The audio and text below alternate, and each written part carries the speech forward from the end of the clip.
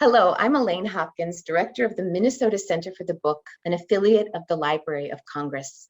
The Centers for the Book help carry out the mission of the National Center, which is to promote books, reading, libraries, and literacy nationwide. We also promote our state's literary heritage by putting a focus on books and authors with a connection to our states. Every year, as a part of our participation in the Library of Congress National Book Festival, we each choose a book with a local connection, the Great Reads from Great Places initiative. You can learn more at read.gov. Today, we're speaking with Great Reads authors from several states. They were invited by the affiliate centers for the book from Delaware, Maine, Minnesota, and Oklahoma. I'd like to thank my colleagues from those states in helping to put this program together. Here are our panelists, alphabetical by state and their books. From Delaware, we have John Micklos. He's the author of more than 50 books for children and young adult readers. His books include picture books, poetry, and nonfiction titles spanning a wide range of topics and from multiple ages. The Great Read selection from Delaware is John's book, Raindrops to Rainbow, illustrated by Charlene Chua.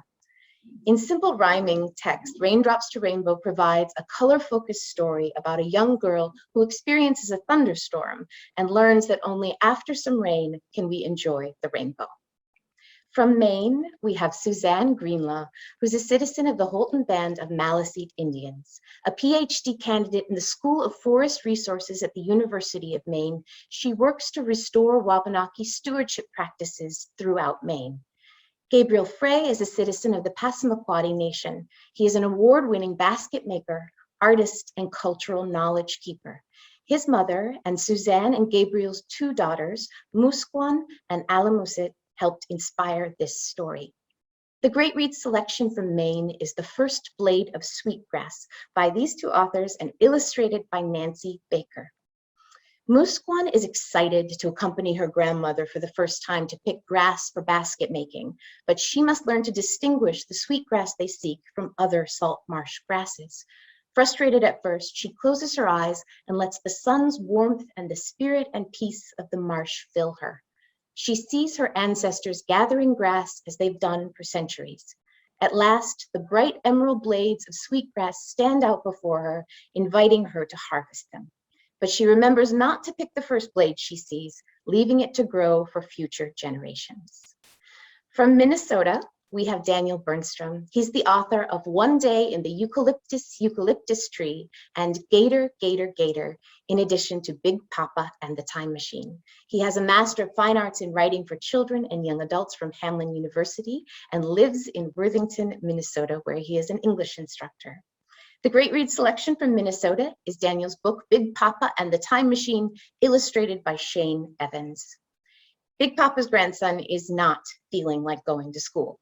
He's feeling scared, so they hop in Big Papa's time machine to learn about all the ways a person can be brave. The dreamlike images from Big Papa's life explore crucial moments of African American history, happy and sad, inviting the young and old to share their stories of courage across time. And from Oklahoma, we have Barbara Lowell. She writes nonfiction and historical fiction picture books, nonfiction early readers, and nonfiction educational market books for reluctant readers. Her books include Sparky and Spike, Charles Schultz and the Wildest, Smartest Dog Ever, Alexander Hamilton, American Hero, and Daring Amelia. The Great Read selection from Oklahoma is her book, My Mastodon. Sibylla Peel lives with her large artistic family at America's first natural history museum. One day, she helps her papa and a big brother assemble the bones of a magnificent mastodon.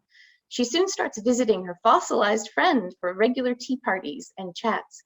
But then her mastodon is invited to tour Europe and she's heartbroken. Will Sibylla be content to share her best friend with the world? Well, we are very, very excited to share some more about these books with all of you and would like to thank all of our panelists for being a part of the program today.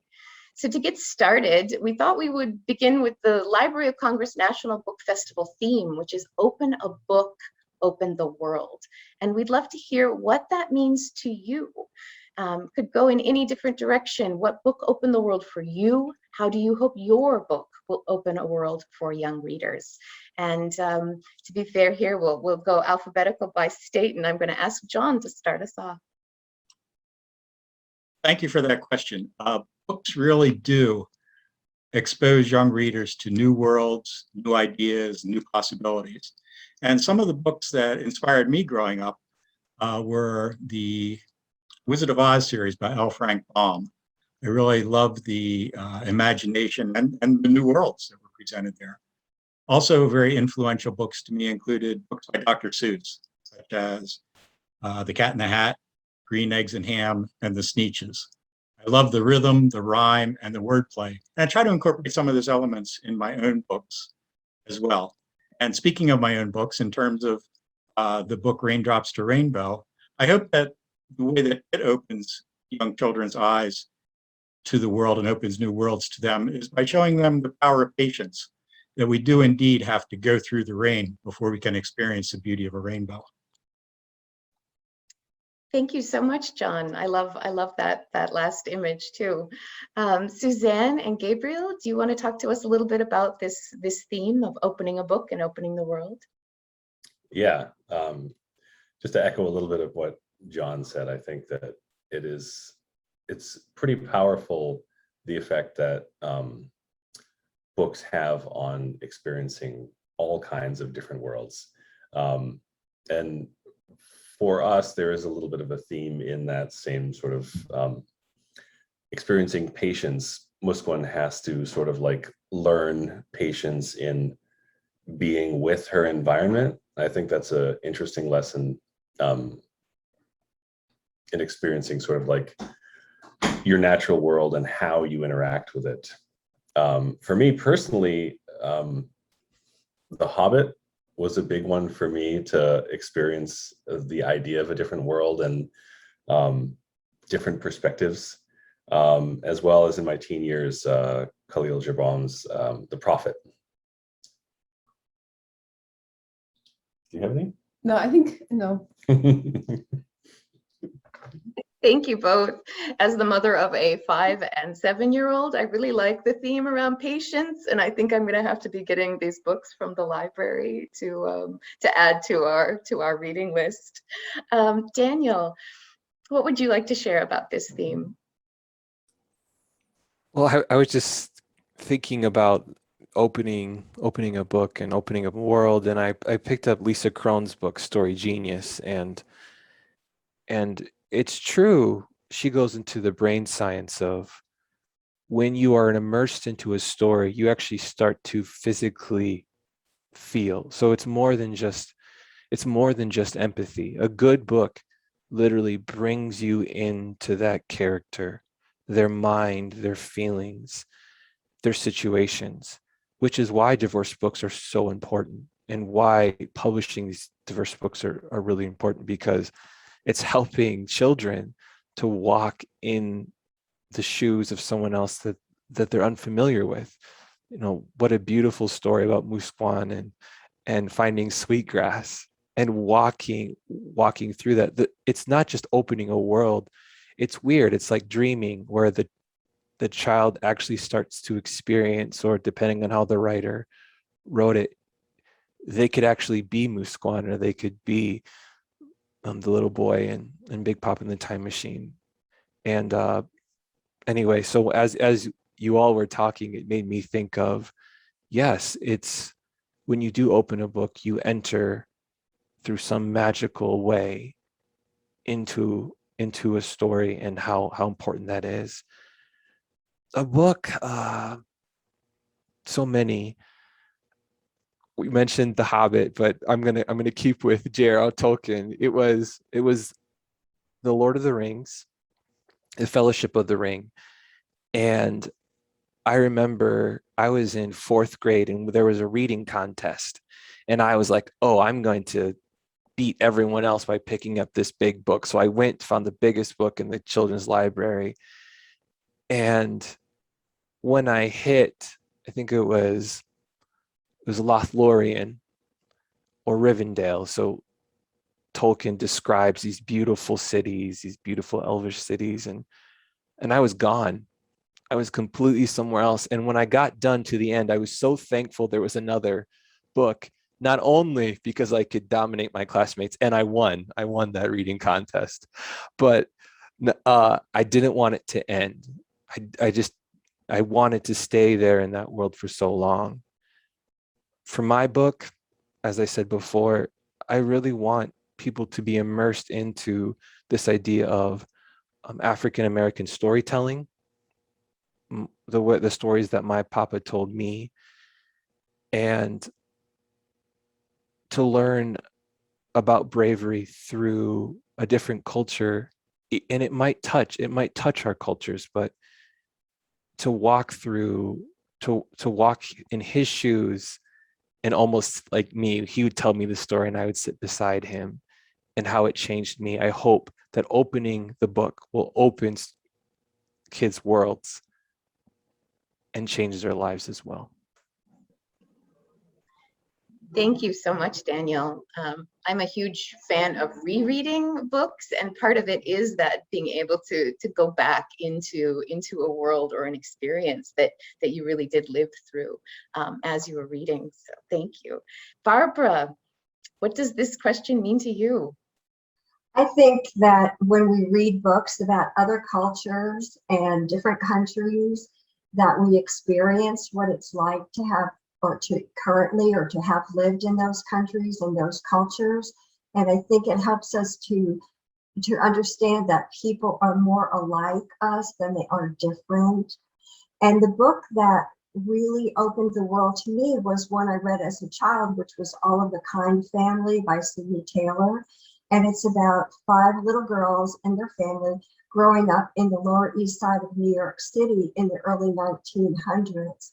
And as I became reading the book, I became part of their family, and I experienced their joys and their disappointments and their excitement about the world around them. And it also opened up a world of historical fiction to me. And I started reading more historical fiction and more history as a child, and lots of biographies. And it helped me learn about how to live my life.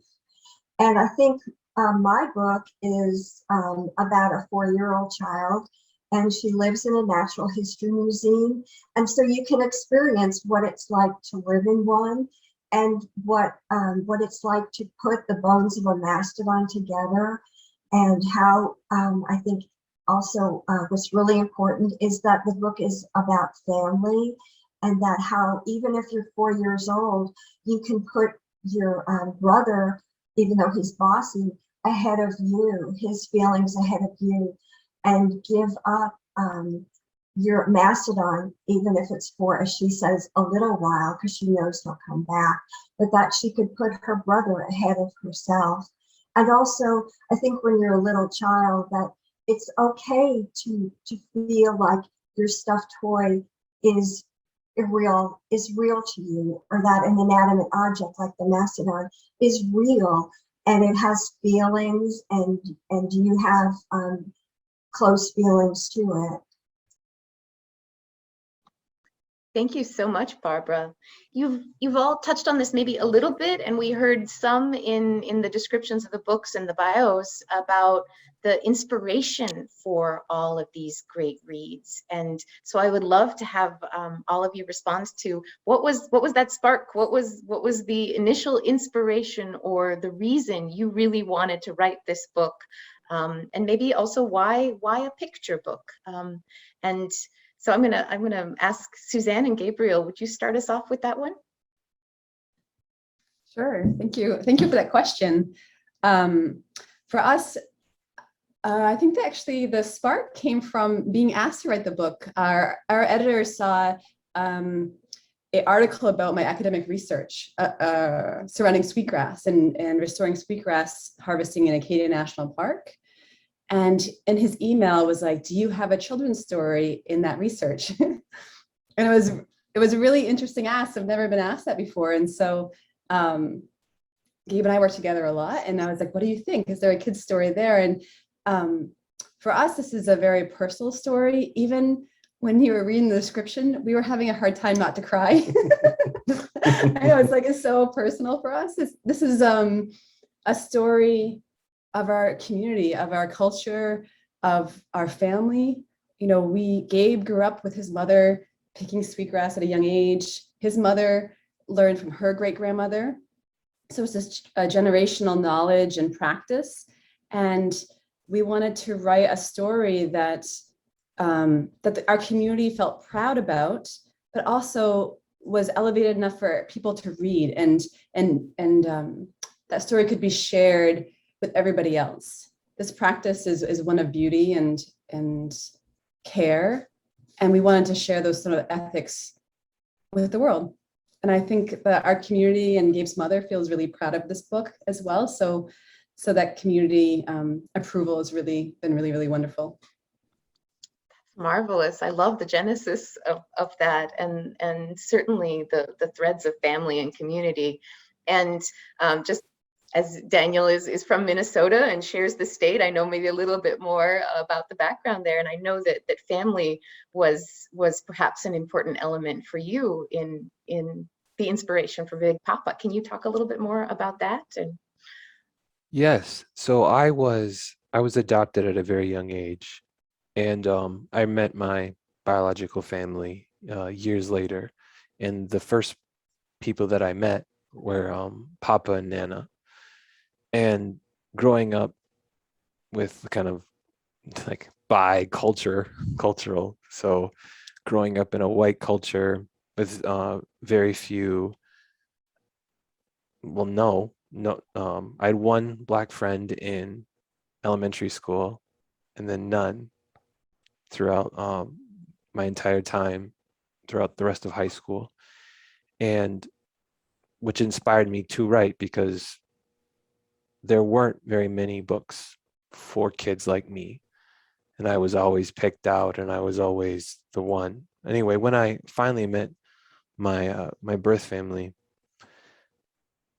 it was Papa who shared with me my family story. So the stories in Big Papa and the Time Machine are true. I like that based on a true story, how important and true and necessary that is. So Papa would drive me around Chicago, and he would tell me these stories, and he didn't graduate from high school. I don't think he didn't even graduate from middle school. He dropped out to work, and so his education was very limited, and he was a brick mason in Chicago, building Chicago. And he would tell me the different buildings he worked on, and he would tell me these stories, and very much like African-American culture, passing them down through oral storytelling. And I talked to my dad about it later when he read the book, and he said, I don't remember Dad telling me those stories. And then he was glad that they were written down for him, because they would have been lost. And so I remember the stories that Papa would tell me, but then he wasn't doing well. And then I realized what I would lose.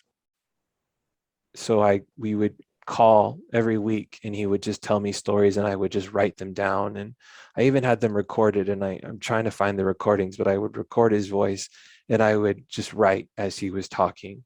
And that's how the story of Big Papa and the Time Machine came about.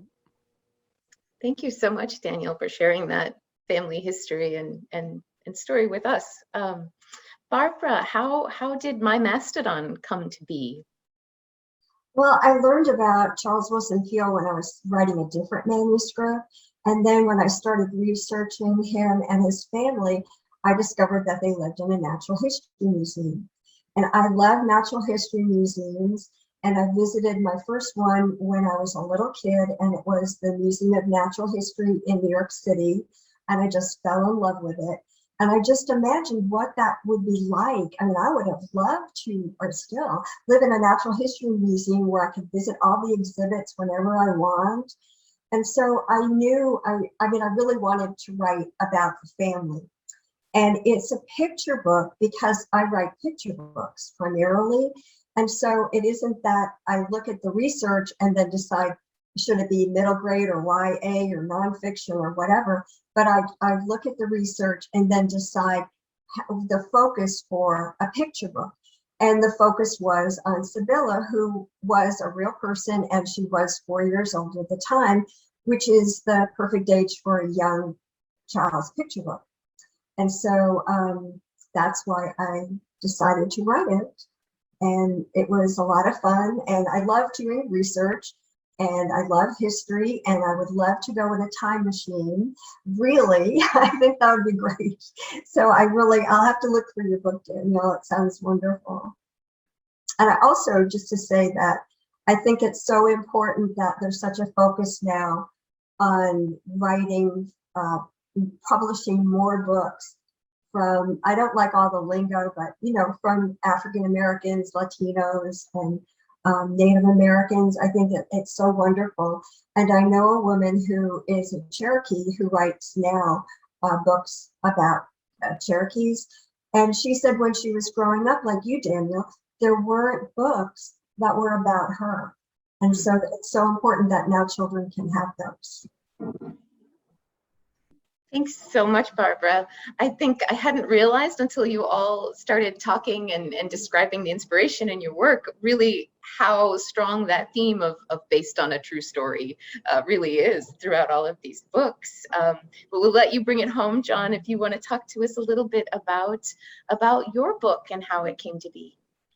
Well, I find that the books that work best for me, the ones that I'm really happiest with, are the ones that kind of almost come out of nowhere through like a stroke of inspiration. And I've had a couple of these come at writers' retreats in the mountains of Pennsylvania. And my first one was One Leaf, Two Leaf, Count With Me, about leaves on a tree and the seasons. And Raindrops to Rainbow came to me in the same way. It was a rainy day in the cabin, and as I listened to the rain rap down on the roof of the cabin, a line popped into my head. Flip, plop, flip, plop, flip, flip, plop. Will these raindrops ever stop? Kind of from that, I said, oh, I like that. I can do something with that, but I didn't know what. And kind of over the course of the next 24 hours or so, a manuscript kind of roughed itself out of a little girl who was disappointed because she wanted to, it somehow became a color-oriented book because she was looking for blue skies and yellow sun, but instead she got gray clouds and frightening white lightning and other colors that worked their way into the book. And then, of course, the rainbow at the end with all of the rainbow colors. And I knew it had to be a picture book because the message was aimed at preschoolers and primary students. So a picture book was most appropriate. Plus, I knew that the rainbow theme, the artwork would definitely have to be something that would help carry the book. And that proved to be very true. The bright, bold, beautiful illustrations by Charlene Chua of Toronto, Canada, really do carry the story along. And I've always felt that the most effective picture books are one that are really kind of a true marriage of words and pictures. And I felt that I've been fortunate enough that was really the case with the picture books that I've done, and kind of especially with this one. Thank you so much, John. I love that idea of the line that's just in your head, and it's going to stay there until you can create something with it. Thank you. So we've touched on a little bit. All of you have shared a bit about this in a way, but this next question, I'd love to open it up to the whole group. We've talked about the importance of representation and diversity in children's literature, and there's that, absolutely. And how else do you think that books for young people can help them cope with the important issues that we're facing right now? And I'll let you just sort of think about that, and please jump in if you've got any ideas that speak to that question. I think there are two main things that come to my mind, and one is not feeling alone, and that you can live through the characters in the book and realize that you experience those emotions too, and you are not really different. And also there are books that are about mental illness, like Challenger Deep, and books about children who are autistic. And I think they're so important because they can realize that there are other children that are like that and learn how to negotiate their life better through books. And then another thing that's so important is empathy, that you learn through living the character's story, that you feel their feelings, you understand their emotions, and that helps you feel empathy in your own life. And that if you didn't read books, you might, and you didn't feel empathy, I mean, you didn't experience other people outside your limited world, you might not feel that for other people. And it's so important in our world. So I think during the pandemic that books really helped people, because they were, when they were missing their regular connections in their lives, they could read about characters that were experiencing things that they might be feeling. So I mean, books to me are everything, you know. I just grew up on books. I read books all the time. I love them. Yes, Yeah. I'd like to pick up on that theme of books kind of getting us through the pandemic. I think part of that is just the idea of being able to see the world through the eyes of others and the experiences of others. And in my case, with the book Raindrops to Rainbow, it's kind of about patience and it's about hope. And I wasn't thinking of this obviously when I wrote it because it was pre-pandemic, but it seems like that's really a message that I think resonates with children and adults today. We've been under this cloud of the pandemic for a year and a half now, and I think we are all kind of hoping and praying for that rainbow when we come out into greater days in a more normal world. Yeah, I think it's that sort of like connection of being able to see through the eyes of others, but then I think there's also an importance of similar to Daniel's book, is like being able to see yourself represented in an authentic way also has a strong resonance. Before we wrote our book, there was this sort of like, we had read several and searched several books that represented Native American kids in a first person voice that sort of like resonated in an authentic way. And I found it very difficult to find. So I think there is something that's incredibly important about being able to see others and empathize with others, but then also see a reflection of yourself in an authentic way. Also, in our book as well, as Musqueam is facing challenges and frustration, and so she has to learn to work through those. But so in our culture, it would the grandmother tells Musqueam to relax, or kind of, she doesn't say relax, but to think through it. My grandmother's here with you, the ancestors are here with you. And so that would be something that people would say. Like, the story we created was one where we imagined Gabe's mom and our daughter together, and everything that was said was things that had already been said before. So this idea, though, is this idea of finding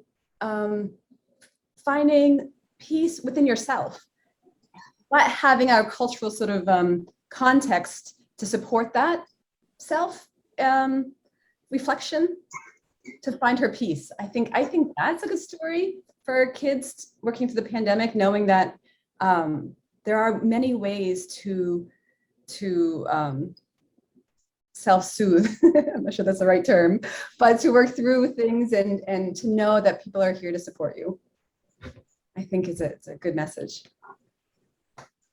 And I'm going to launch off of that. And sorry if I'm going to, as the academic, I have all these books and they're just here. So I'm going to read from Lisa Crone that says exactly that.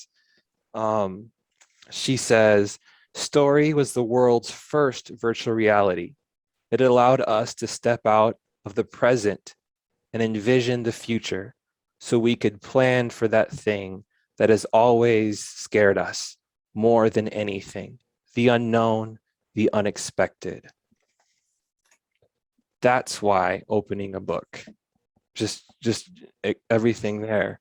Even though the child might not have experienced a pandemic, or even though the child might not have experienced a tiger running at them, or like, well, I mean, I write a book about a boy being eaten by a snake, and it's like, well, should you have really written that story because that a child got eaten? And I said, no, it's not about a child being eaten. It's about when a child falls into darkness and they don't know what to do. What are they going to do to get out? So that's, I think of Corey Dorfeld in her book, The Rabbit Listened, about emotions and understanding my emotions. And if I'm upset, sometimes it's okay to be by myself. It's okay to go through the stages of grief. Not just cultural diversity, not just age diversity, mental health, all that, but just preparing children for just life. That is a pretty massive undertaking, and I have to say that I am very, very glad that we have books like all of yours and many others to help us process with our children and with our communities. So as a non-writer but a voracious reader and parent, I'm grateful for all of the work that you all do. Along those lines too, and I might put you on the spot, Daniel, as our resident teacher here. How do you share messages with children who might be interested in being writers or illustrators themselves? Do you, I don't know if I want to say words of advice, or how do you talk to young people about sort of their potential in telling their own stories? Yeah, when I was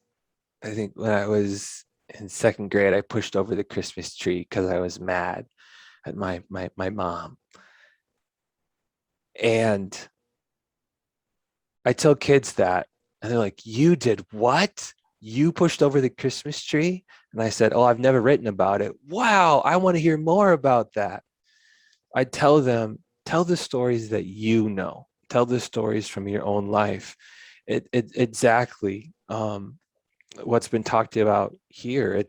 I'm so glad, and forgive me because I can't pronounce your names, or and maybe they'd be great for you guys to jump in next. But finding Native American stories, looking for things that were close to you, things that you cared about deeply. And first time authors, am I correct? Hey, jump in and help me answer this.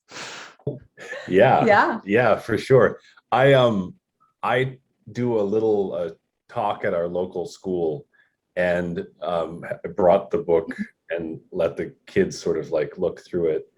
And one of the kids just started asking me all of these questions about the book and about why I wrote it and all of this stuff. And I was like, well, it's about my family and And then he started talking about how his grandmother was a painter and how his mother was a painter and how he likes to draw. And it's like, yes, this is exactly the same sort of thing. It's cultural knowledge that's being passed down. And and so it wound up sort of evolving into like him being able to take that concept of like, this is something that I know, that I can talk about, that is important to me, and it's interesting. And if it's interesting to me, then, so yeah, I think it is. It's that fascinating, like being able to connect with your story. Each individual life is so different, and we have different lenses. We could look at the same event, but we're going to look at it differently just because of our cultural knowledge and background. So when I tell kids, I say, you see life differently. You've lived your own life, and you have stories to tell, and we need to hear those stories. And I took first grade. I had to repeat first grade because I couldn't read. So please, just if you want to tell a story, just try telling it, and we're waiting for it. kind of in a similar vein, when I go into schools and work with kids, especially when I do writing workshops with students, I tell them to tell their own stories. I tell them to write about what they're passionate about and what really matters to them, and that if they feel that strongly about that, it will come across to the reader as well. And I also talk to them about kind of following their dreams, whatever the dreams may be and wherever they may lead them. And I tell them about how I wrote my first story when I was in second grade. It's called Tubby the Pig on the Moon, about a talking pig and his barnyard friends who built a rocket ship and flew to the moon. And I kind of told them, that was, a story that I wrote as a second grader. And that, but even then I knew that I wanted to be a writer, and I kind of built from that, and I practiced and continued to grow my craft over years and years. And I was able to see my dream come true, and I encourage them to pursue theirs, whatever it might be, especially if it's writing or illustrating. Well, when I first write a story, it's my first draft, and that is just the beginning.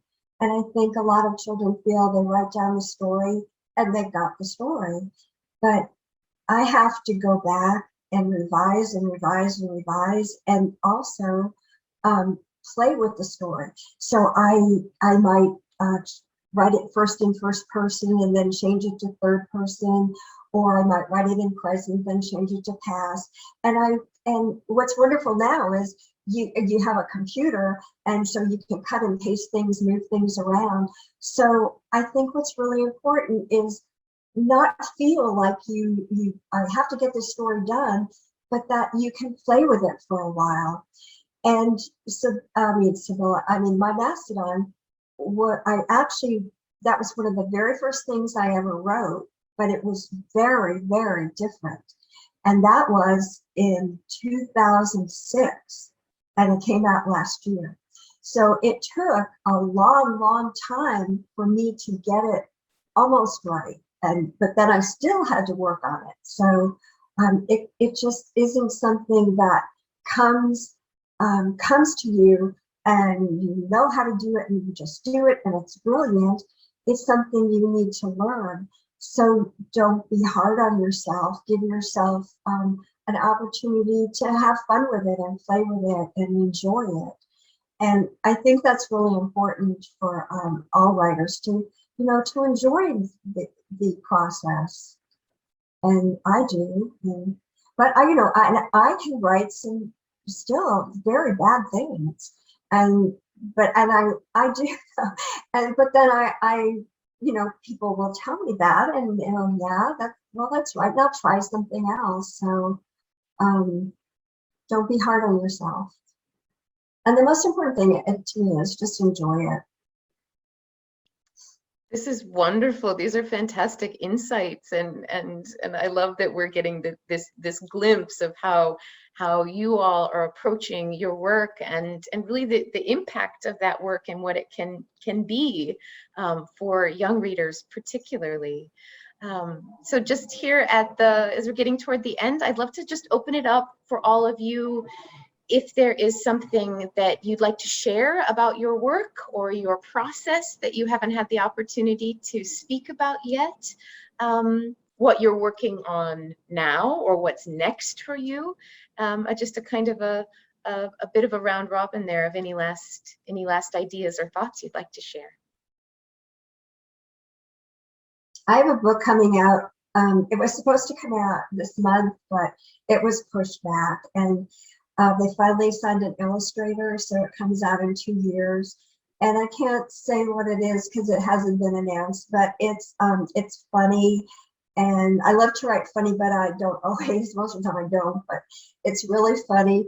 And it's about this child who, you will know who his father is, but this child who grew up in this special place and was a real mischievous kid. So.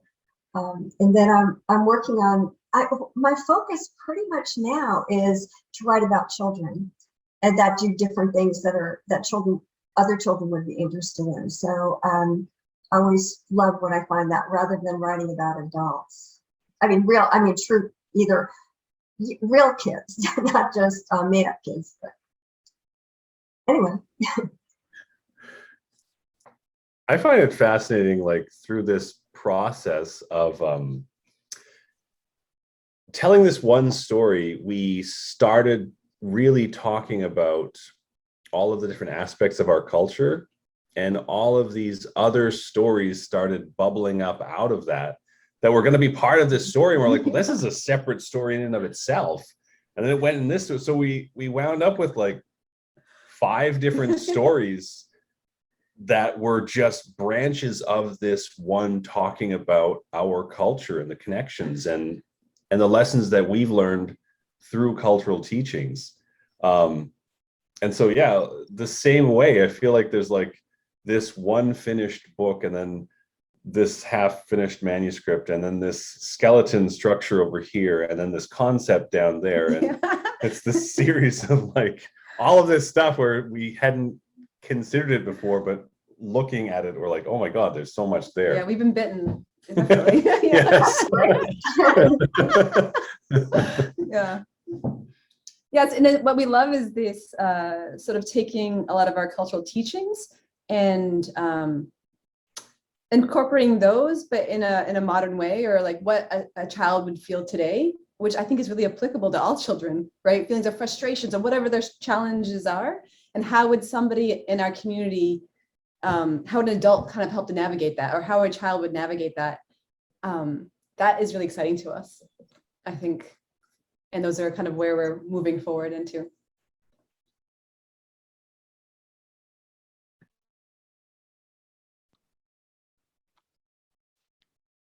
I have several projects that I'm working on. I do a lot of nonfiction and a lot of history, and I have 4 history-related books that will be coming out within the next year. One relates to the Revolutionary War, one to the Civil War, one to the Lewis and Clark expedition, and one to the race to the to be the first to the Antarctic, which reached the South Pole. And then I have 3 picture books that I'm working on as well. But I don't want to talk too much about them because they're in kind of different stages. I feel like I jinx them if I say too much where they get too far along. But kind of the final thought that I'd like to add from my perspective kind of loops back to the idea of opening worlds through books. And one of the best things that I ever heard at an education convention one time was a speaker said, and I wish I could remember who the speaker was so that I could credit them, but they said that introducing children to books is like dropping a pebble in a pond. You never know where the ripples will extend to. And I kind of love that thought about what we do as authors. We're dropping pebbles in the pond. And the more books that we can expose young people to, we never know which is going to be the book that catches them, the book that speaks to them, the book that opens the world to them and makes them want to read another book, and another, and become a reader for life. And that to me is the magic of writing and the magic of reading. How in the world can you have 4 books coming? Like, I'm in awe. I'm just in complete awe. My word. I think I wrote 18 picture books this past spring. Just tried to come up with like ideas and stuff, and maybe one of them is gonna come out. So, oh, way to go. It's so my process is literally just write everything. So if it comes up, I'm gonna write it down. And I like what Barbara said, just play. An advisor and not now dear friend Phyllis Root told me about that. She said, play in the sandbox with your book. It's a weird kind of idea, but I try to approach it like that. Just play with these words, play with these ideas, and don't worry if anything is going to happen. And yeah, and thank you, John, for dropping pebbles and changing students, changing kids, giving books that they'll want to read to their children for years later. And I think that's why we do what we do. And I hope that I can keep dropping, that I have the privilege to keep dropping pebbles in there and opening up different worlds for kids to explore. I know we do really important work, don't we? It's one, I mean, it's a joy and it's wonderful.